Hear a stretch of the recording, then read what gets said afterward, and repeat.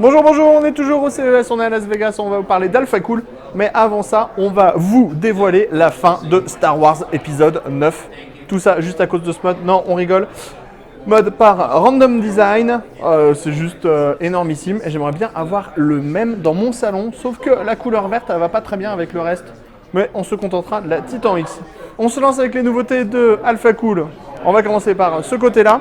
Donc on a ici une solution entreprise.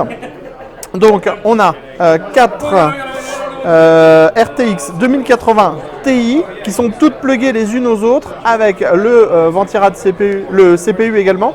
Ça vient sur ce distributeur et ça renvoie tous les liquides sur deux gros ventilateurs en 360 mm qui sont full cuivre et ça refroidit le tout à 68 degrés maximum quand on est en bench sur toutes les cartes. Ensuite, l'autre produit, ça va être le Iceberg Aurora. Donc, on a une petite pompe avec un ours dessus ou un léopard, je ne sais pas trop, un ours. Et du RGB, bien sûr, un radiateur cuivre, deux ventilateurs de 140 mm, full RGB, le prix 120 €. Vous voyez, c'est ça là, avec l'ours qui est ici. Ensuite, on va avoir des nouveaux fittings. Alors, parce qu'en fait, avec les tubes en PBT, il y a comme des problèmes de fuite sur certains modèles. Et donc, en fait, il y a un nouveau raccord avec une nouvelle coiffe qui a été créée. En fait, donc, on vient maintenant mettre cette petite partie en plexiglas à l'intérieur du tube pour être sûr que ça ne bouge pas ici.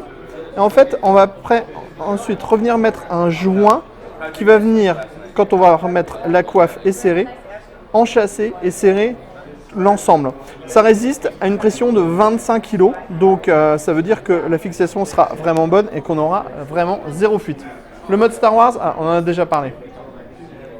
Ensuite, on a ici les Aurora en Ace Wolf pour les cartes graphiques. Alors, si vous avez un Waterblock Alpha Cool, ça reste compatible puisqu'en fait on va démonter cette partie-là et on va venir plugger sur le dessus cette partie-là.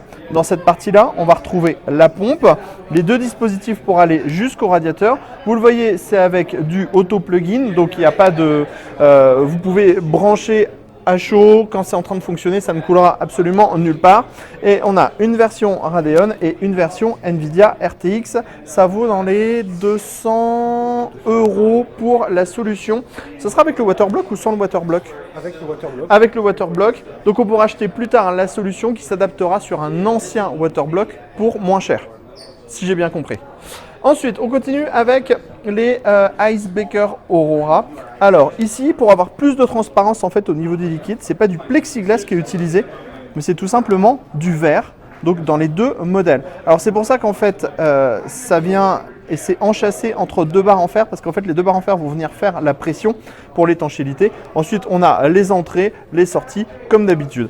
Petit accessoire en plus ici, le Ice Flugel OLED, donc du RGB, ça va vous faire la mesure de flux avec une petite hélice.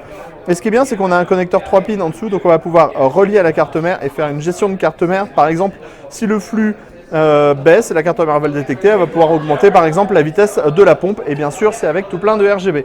Enfin, on a des nouveaux système IO avec radiateur aluminium qui arrive chez Phobia avec les Strike. Donc du RGB sur la base, comme ceci, du RGB sur les ventilateurs. Les prix n'ont pas encore été donnés.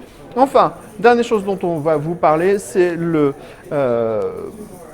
ce mode qui est assez dantesque. Alors on aime ou on n'aime pas. Moi j'aime pas, je vous le dis clairement.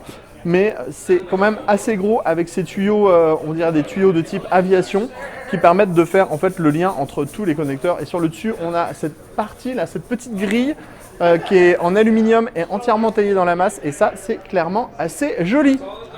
Le tour des nouveautés chez Alpha Cool, c'est fait. On se donne rendez-vous pour d'autres marques très prochainement sur le CES.